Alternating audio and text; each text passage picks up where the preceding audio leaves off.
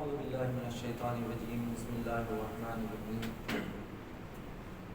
الحمدللہ رب العالمین الصلاۃ والسلام علی اشرف الانبیاء والمرسلین سیدنا و نبینا ابی القاسم محمد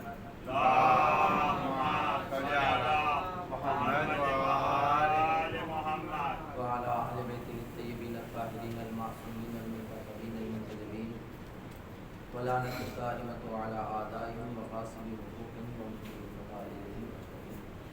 اما بعد فقد قال الحسین علیہ الصلاۃ والسلام انی لعالم اصحابا اوفى ولا خیر من اصحابی. صلوات محمد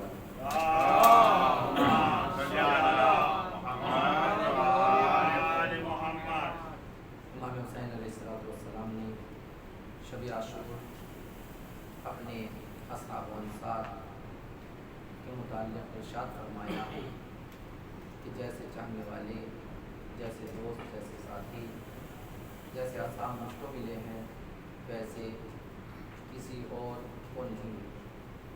جتنے باوفا، وفادار اور اچھے افراد مجھ کو ملے ہیں اتنے اچھے اصحاب کسی اور کو نہیں ملے. ہماری گفتگو اصحاب امام حسین علیہ الصلوۃ والسلام کے متعلق چل رہی ہے. ان میں جو کل کے 3-4 دن جو گفتگو رہی وہ جناب زہیر نے پہن کے نکالی. آج ایک دو بات اور ان کے متعلق اور پھر جناب مسلم ابن اوسجہ کے متعلق 2-3 باتیں کہہ کر بہت جلد انشاءاللہ گفتگو ختم کرتے ہیں. ایک بات ان کے متعلق یہ کہ آپ نے شاید سنا ہوگا، چونکہ اکثر و بیشتر پڑھا جاتا ہے کہ جس وقت جناب عباس علیہ السلام اور ان کے بھائیوں کے پاس شمر ملعون آیا تھا امان نامہ لے کر، اور اس نے آ کر خیام حسینی، لشکر حسینی کے سامنے آ کر جناب عباس اور ان کے بھائیوں کو آواز دی. چونکہ یہ جناب عباس اور ننیحال سے کچھ رشتے میں ان کا لگتا تھا، کوئی رشتہ دار تھا، ماموں وغیرہ. تو جب یہ آیا اور آنے کے بعد پہلے تو جناب عباس اور ان کے بھائی اس سے ملنا نہیں چاہتے تھے. جب امام حسین علیہ السلام نے اجازت دی اور کہا کہ جاؤ، ٹھیک ہے وہ ہمارا دشمن ہے، ہمارے خون کا پیاسا ہے، لیکن عباس وہ ہمارے در پر آیا، جاؤ جا کر اس سے ملاقات کرو، پوچھو آخر وہ چاہتا کیا ہے، اور جو وہ چاہتا ہے اس کی اعتبار سے پھر اس کو جواب دو. تو جناب عباس اور جناب عباس کے بھائی، تینوں بھائی، 4 بھائی جناب عباس، یعنی ایک وہاں سے 4 بھائی کربلا کے میدان میں یہ موجود تھے جو میں نے 8 محرم کو آپ کے سامنے بیان کیا. تو جب یہ 4 بھائی اس مرحوم کے سامنے آئے تو اس مرحوم نے آ کر کہا کہ ہم تمہارے واسطے امان نامہ لائے ہیں، میں تمہارے واسطے امان نامہ لایا ہوں اپنے امیر کی جانب سے. تم اپنی زندگی کو ہلاکت میں کیوں ڈال رہے ہو حسین ابن علی کی وجہ سے؟ لہٰذا اگر زندگی چاہتے ہو تو آ جاؤ، میں تم کو امان دینے کے لیے تیار ہوں. تو مولا عباس اور تینوں بھائیوں نے ایک ساتھ ایک زبان ہو کر ایک جواب دیا تھا، مرحوم تیرے اوپر بھی لعنت، تیرے امان نامے کے اوپر بھی لعنت، اور یہ امان نامہ بھیجنے والوں کے اوپر بھی لعنت. ہمیں ایسا امان نامہ نہیں چاہیے کہ جہاں پر ہمارا آقا، ہمارا مولا حسین ابن علی تو مشکلات میں گرفتار ہو، ان کے لیے تو مشکلات ہو، اور ہمارے لیے امان نامہ. تو جب جناب عباس اور ان کے بھائیوں نے اس کو یہ کہہ کر واپس آیا، شب آئی تو جناب زہیر ابن قین مولا عباس کے پاس آئے اور آنے کے بعد کہا عباس میں تم سے تھوڑی دیر تنہائی میں گفتگو کرنا چاہتا ہوں. کیونکہ جناب زہیر ابن قین نے وہ پوری باتیں سنی تھی کہ شمر کیسے آیا تھا اور کیا کیا کر گیا. تو آئے اور آنے کے بعد کہا کہ میں تم سے تھوڑی دیر عباس گفتگو کرنا چاہتا ہوں، تنہائی میں گفتگو کرنا چاہتا ہوں۔ جناب عباس نے کہا نہیں، تھوڑا میدان میں چلو، یہاں سے اب تو میدان میں چلو۔ تو جناب مسلم بن عثجہ ان کو میدان میں لے کر آئے، اور آنے کے بعد جناب عباس سے پہلا جملہ تھا، عباس کیا تم یہ جانتے ہو کہ تمہاری خلقت کا ہدف، تمہاری پیدائش کا مقصد، تمہاری ولادت کا ہدف کیا ہے؟ کیوں تم کو علی ابن ابی طالب نے مانگا تھا؟ کیا آرزو تھی ان کی؟ کیا تم جانتے ہو؟ اس کے بعد خود جناب زہیر ابن خین کہتے ہیں کہ عباس میں نے سنا ہے کہ جب حضرت علی نے پیغمبر کی زبانی یہ سنا تھا کہ میرا حسین کربلا کے میدان میں شہید کر دیا جائے گا، 3 دن کا بھوکا و پیاسا اور وہ تمام کے تمام مسائل و اعلام، مولا علی نے اپنے کانوں سے پیغمبر کی زبانی سنے تھے۔ جب جناب زہرا سلام اللہ علیہا کی شہادت ہو گئی ہے، وفات ہو گئی ہے، اس کے بعد مولا علی کے دل میں ایک تمنا، ایک آرزو تھی کہ میرے یہاں کوئی ایسا، چونکہ امام حسن امام حسین رسول کے بیٹے ہیں، ان کی جانب نسبت دی گئی ہے میرے، لیکن رسول کے ہیں، لہٰذا میرا کوئی ایک ایسا بیٹا ہو کہ جو کربلا کے میدان میں حسین ابن علی کے کام آئے۔ تو پتہ ہے عباس، تمہارے بابا علی نے اپنے بھائی عقیل سے کہا تھا کہ بھیا میرے لیے کوئی ایسا بہادر خاندان تلاش کرو کہ جس کی عورت سے میں شادی کروں اور اس سے ایک بہادر بیٹا پیدا ہو کہ جو کربلا میں میرا حسین کے کام کا عباس علی کی وہ تمنا تمہارے اس وجود کے لیے، تمہارے اس دنیا میں آنے کی تمنا علی کی یہ تھی کہ تم حسین کے کام آؤ۔ دیکھو عباس، میں تم کو یاد دلاتا ہوں، آج شمر تمہارے پاس آیا تھا، لیکن اپنے بابا علی کی اس آرزو اور اس تمنا کو نہ بھول جانا، کہیں ایسا نہ ہو کہ تمہارے اندر جینے کی خواہش پیدا ہو جائے۔ لہٰذا میں زہیر ابن قین تم کو یاد دلاتا ہوں کہ تمہاری زندگی کا ہدف اور مقصد یہ ہے کہ تم حسین ابن علی کے کام آؤ، لہٰذا میں تم سے یہ کہتا ہوں حسین کا کبھی ساتھ نہ چھوڑنا، تمہارا بھائی بہت مظلوم ہے۔ یہ جناب زہیر ابن قین نے ان کو یاد دلایا، اور اس کے بعد کہا، جناب عباس نے کہا زہیر تم مجھ کو کیا یاد دلاتے ہو؟ میں تو سب اپنی آنکھوں سے دیکھ رہا ہوں، جب سے پیدا ہوں آج تک، کل کا دن آنے تو پھر دیکھنا کہ عباس کیسے اپنے بھائی کی حفاظت کرتا ہے۔ یہ جناب زہیر ابن قین نے کہا تھا جناب عباس۔ دوسری بات جو میں جناب مسلم بن عثجہ سے بھی ملانا چاہتا ہوں وہ یہ کہ جب حر نے امام حسین علیہ السلام کا راستہ روکا اور پھر اس کے بعد مصالحت بھی کچھ آگے بڑھے، تو درمیان راہ میں راستے میں ابن زیاد کا خط آیا، پیغام آیا، حکم آیا کہ حر اس وقت حسین ابن علی جہاں پر ہیں، تم حسین ابن علی کو ایسی جگہ پر روکو کہ جہاں پر نہ پانی ہو نہ کوئی سایہ ہو، دور دور تک یہ چیزیں نہ ملیں، لہٰذا جہاں پر تمہیں میرا یہ پیغام ملے وہیں پر فوراً کوشش کرنا کہ کسی ایسی جگہ حسین ابن علی کے قافلے کو روکنا کہ جہاں پر پانی نہ ہو اور سایہ نہ ہو۔ تو جیسے ہی حر کو یہ پیغام ملا، حر نے فوراً امام حسین کے سامنے آ کر ابن زیاد کا وہ پیغام، وہ حکم رکھا کہ دیکھو مجھ کو یہ حکم ملا ہے۔ تو وہیں پر ایک بستی تھی، امام حسین علیہ السلام نے حر سے کہا کہ دیکھو میں یہ چاہتا ہوں کہ ہم یہاں پر رک جائیں، لیکن حر نے کہا نہیں، میں آپ کو یہاں پر رکنے نہیں دوں گا، اس لیے کہ جو قاصد آیا ہے ابن زیاد کا وہ جاسوس بھی ہے اور میری جاسوسی کر رہا ہے، لہٰذا میں آپ کو اس کی اجازت نہیں دے سکتا۔ صلوات محمد والے محمد۔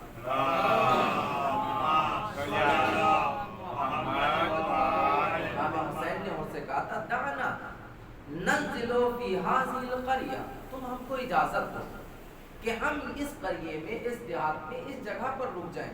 تو انہوں نے کہا کہ نہیں، میں ایسا نہیں کر سکتا، مجھ کو اس کی اجازت نہیں۔ جب اس کی اجازت نہیں دی انہوں، تو یہاں پر جناب زہیرقین امام حسین کو دو مشورے دیتے ہیں۔ غور سے سنیے، یہی وہ مقام تھا کہ جہاں پر جناب زہیرقین دو مشورے دیتے ہیں۔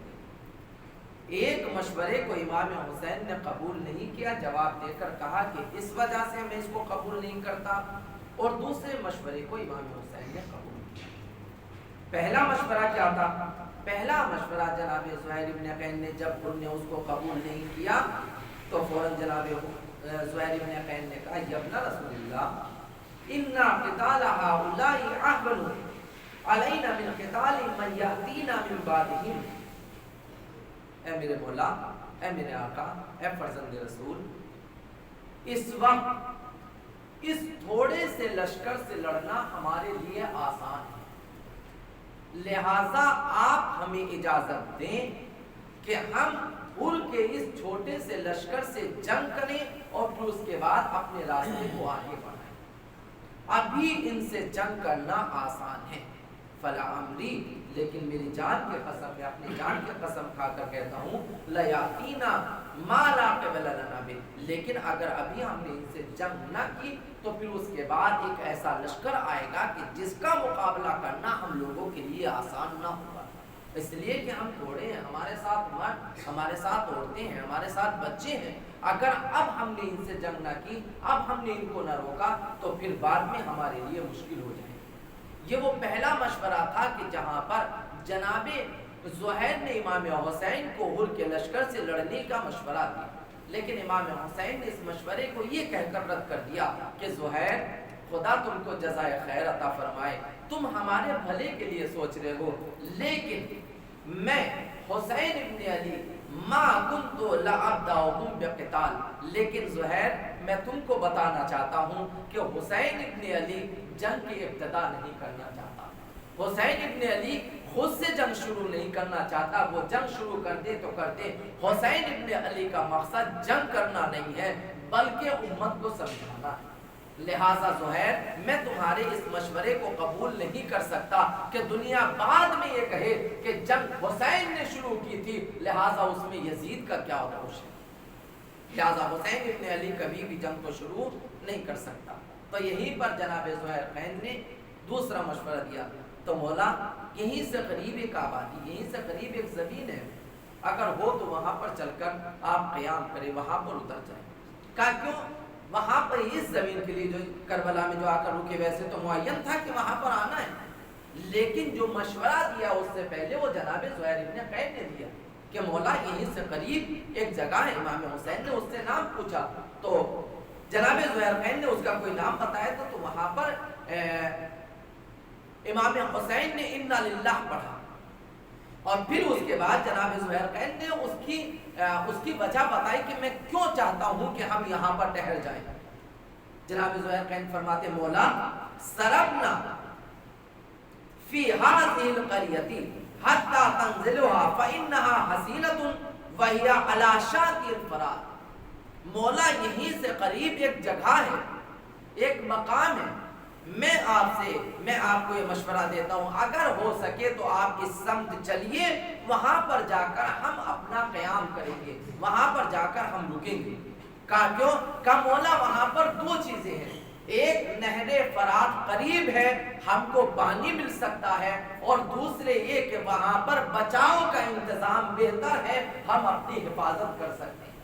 لہٰذا مولا میرا یہ مشورہ ہے کہ آپ ادھر چلیں تاکہ وہاں پر جا کر ہم قیام کر سکیں۔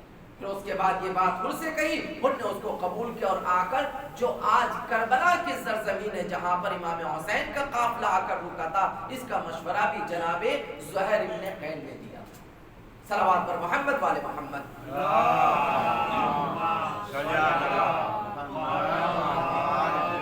یہ دو باتیں میں نے ان کے سامنے، کل میں نے جناب زہیر ابن قین کے متعلق ایک کہا تھا کہ جناب زہیر ابن قین اپنے دشمنوں کو بہتر طریقے سے پہچانتے تھے، دشمنوں کو بھی پہچانتے تھے اور اپنوں کو بھی پہچانتے تھے۔ جب انسان دشمنوں کو نہ پہچانے. ابھی ہمیں یہاں سے جناب مسلم نے واقعی کے متعلق ایک دو بار بیان کر کے پھر انشاءاللہ کل سے ان کے بارے میں بیان کروں گا. دشمن کو پہچاننا بہت ضروری ہے.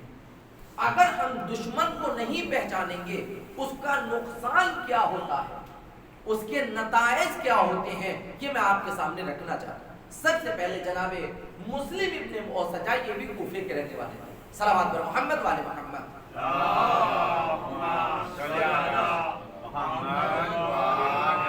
شجاع تھے, بہادر تھے, عبادت گزار تھے. عبادت گزاروں میں جناب مسلم ابن اوسجا کا نام تھا. اور پھر خود انہوں نے امام حسین علیہ السلام کو کوفہ آنے کی دعوت بھی دی تھی, خط لکھا تھا.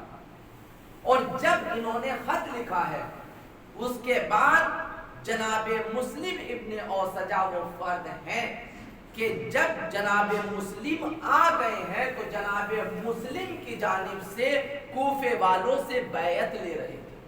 غور سے سنیں گے, کوفے والوں سے بیعت جناب سعید آمادہ کر رہے تھے.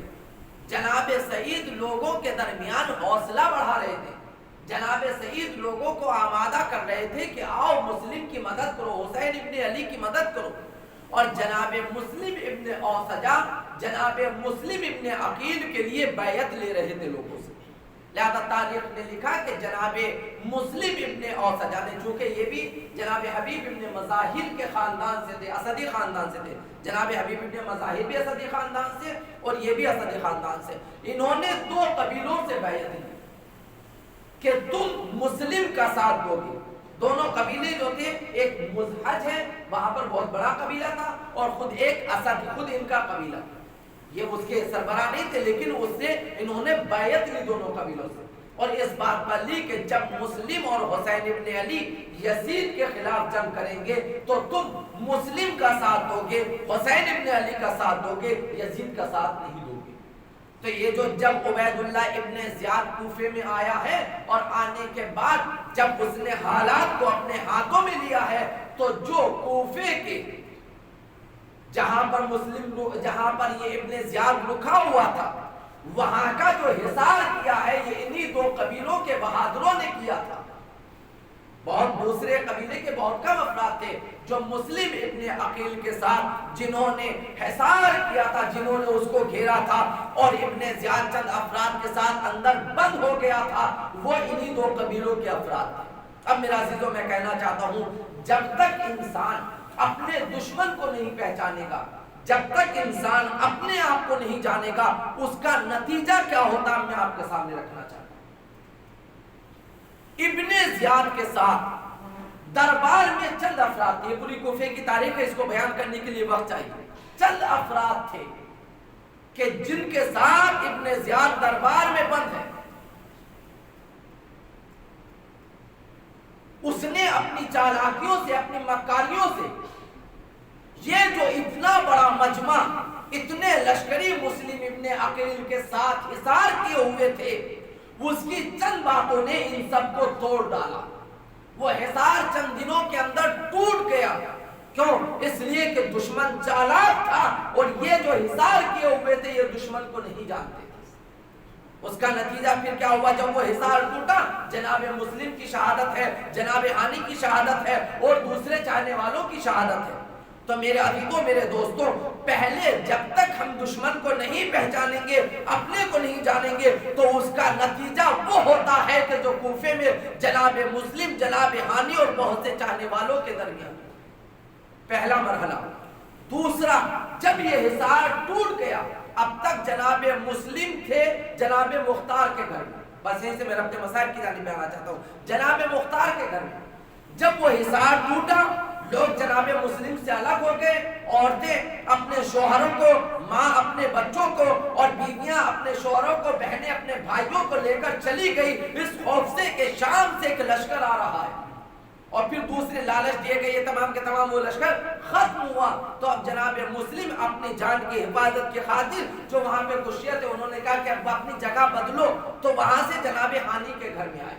اب دیکھیں میرا عزیزو, جب تک ہم اپنے دشمن کو نہیں پہچانیں گے اس کا نتیجہ کیا ہوتا ہے. جناب ہانی کے گھر میں منتقل ہو گئے. ابن زیاد پریشان کہ آخر مسلم گئے کہاں, کچھ نہیں پتا چلا کسی کو.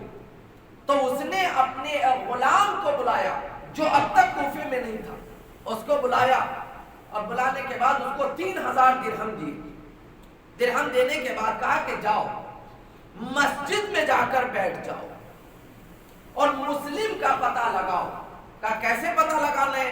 کہا 3 کام تم کو کرنا ہے۔ کہا پہلا کیا؟ مسجد میں بیٹھو، بیٹھنے کے بعد دیکھو کہ کون کیسے عبادت کرتا ہے، جس کے نماز پڑھنے، عبادت کرنے، دعا مانگنے، تلاوت کرنے سے تمہارا دل مطمئن ہو جائے کہ یہ واقعاً سچی عبادت کر رہا ہے، تم پہچان لینا کہ یہ حسین ابن علی کا چاہنے والا ہے، اہل بیت کا چاہنے والا ہے۔ جب تمہارا دل اس سے مطمئن ہو جائے تب تم اس کے قریب جانا۔ کہا پھر کیا کرنا ہے؟ کہا تم کہنا کہ میں فلاں جگہ سے، فلاں شام سے آیا ہوں اور فلاں قبیلے کا غلام ہوں، اور ہم نے یہ سنا ہے کہ حسین نے معاویہ کے خلاف خروج کیا ہے اور ہم ان کا ساتھ دینا چاہتے ہیں۔ میں نے سنا ہے کہ یہاں پر ان کے بھائی عقیل آئے ہوئے، مسلم آئے ہوئے ہیں، میں ان کی مدد کرنا چاہتا ہوں، یہ میرے پاس 3,000 درہم ہے۔ اور یہ جن سے کہہ رہا تھا یہ مسلم ابن اوسجہ تھے۔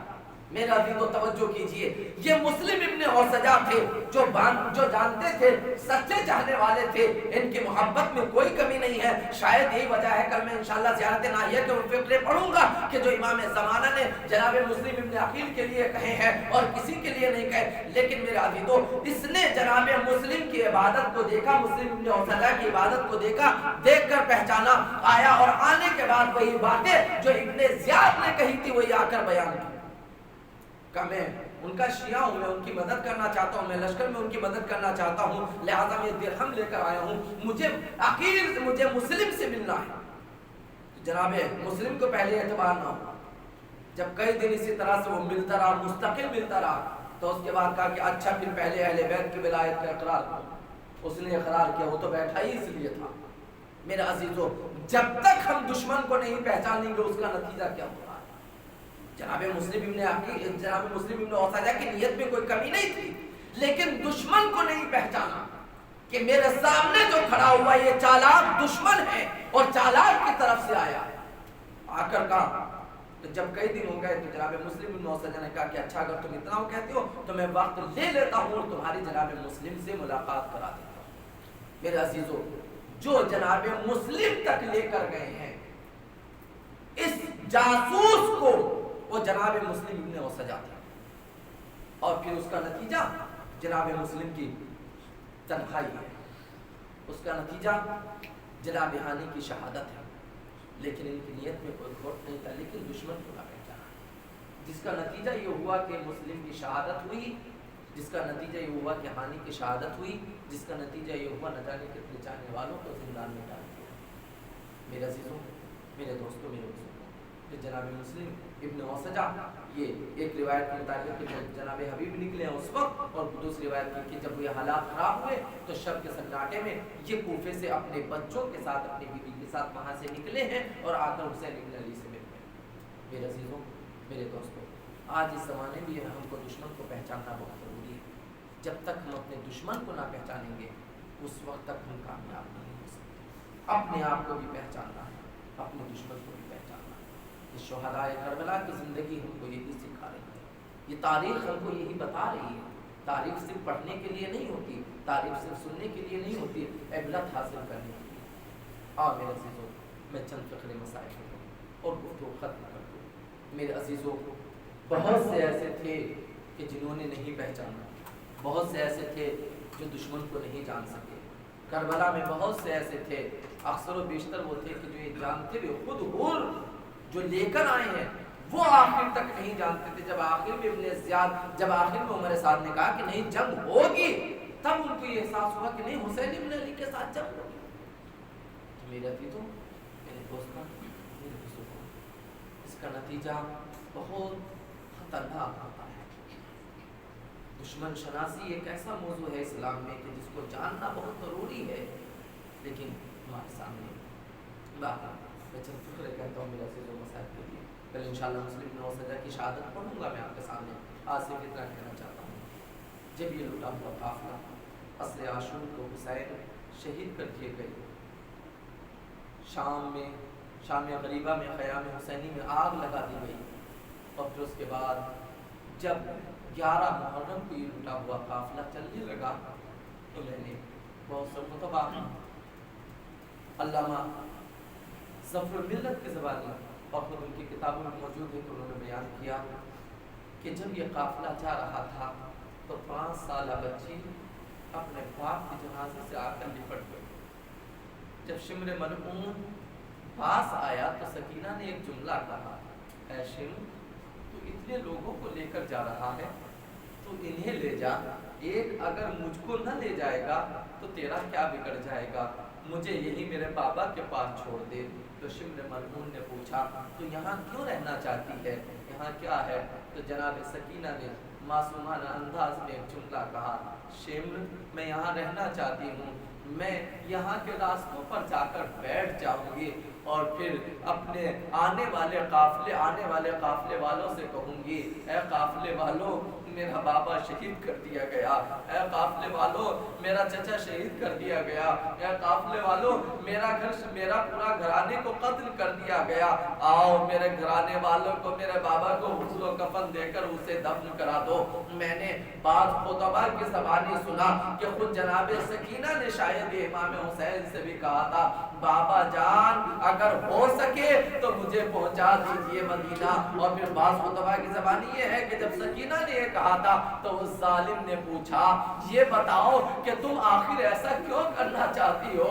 تو اس ننھی بچی نے بڑھ کر کہا، ظالم کیا تو نے نہیں سنا میرے نانا کے ایک صحابی تھے جناب ابو ذر، جب ان کو ربضہ بھیج دیا گیا اور وہاں پر غریب الدیار میں، وہاں پر غریب الوطنی میں ان کی شہادت ہوئی ہے، وہ دنیا سے کوچ کیے ہیں، تو ان کی ایک بیٹی تھی، ان کے بابا نے ان سے کہا تھا میری لال اس راستے کے چوراہے پر جا کر بیٹھ جانا اور جو قافلہ آئے ان سے بڑھ کر کہنا، ارے رسول کا ایک صحابی تھا جو غریب الوطنی میں دنیا سے کوچ کر گیا، آؤ قافلے والوں ارے رسول کے اس صحابی کو غسل و کفن دے کر دفن کر دو۔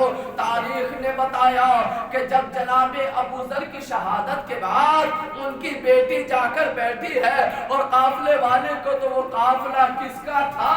وہ جناب مالک اشتر کا قافلہ تھا۔ جب جناب مالک اشتر قریب آئے ہیں اور انہوں نے جناب ابو ذر کی بیٹی کو دیکھا، بچی ابھی چھوٹی تھی، اور ایک مرتبہ پوچھا بیٹی کیا ہو گیا ہے، کون ہو تم؟ کہا ارے میرے بابا رسول کا صحابی یہاں پر غریب الوطنی میں دنیا سے چلا گیا، آؤ اس کو ذرا غسل و کفن دے کر دفن کر دو۔ آزادار ہو لو، وہ بچی جناب مالک اشتر ان کے صحابیوں کو اپنے بابا کے پاس لے کر آئے۔ مالک اشتر نے کیا دیکھا کہ صحابی پیغمبر جناب ابو ذر ہے کہ جو دنیا سے گزر چکے، عزیز و ایک کفن لیے ہوئے تھے۔ مالک اشتر نے کہا کہ میں اسی لیے رکھے ہوئے تھا کہ مجھ سے کہا گیا تھا ابو ذر غریب الوطنی میں دنیا سے جائے گا۔ آزادارو لو، مالک اشتر جیسا صحابی مل گیا جس نے ابو ذر کو دفن کیا، دفن کرنے کے بعد بچی کو سینے سے لگا کر اپنے ساتھ لے کر آ گئے۔ اللہ سکینہ نے کہا میں اسی طرح سے راستے میں بیٹھ جاؤں گی، فریاد کروں گی، اے مسلمانوں ارے رسول کا نواسا شہید کر دیا گیا، اے مسلمانوں فاطمہ کا نور نظر شہید کر دیا گیا، اے مسلمانوں ارے کوئی ہے جو میرے بابا کو دفن کر دے۔ اللہ اللہ، ارے میں جناب ابو ذر کی بیٹی سے کہوں گی، خوشحال کہوں گا، خوشحال نصیب، ارے تمہیں مالک اشتر جیسا قافلہ سالار مل گیا، ارے تم کو سینے سے بھی لگا لیا، لیکن ہائے جیسے ہی سکینہ نے یہ تاریخ دہرائی، ارے ظالم نے ایک مرتبہ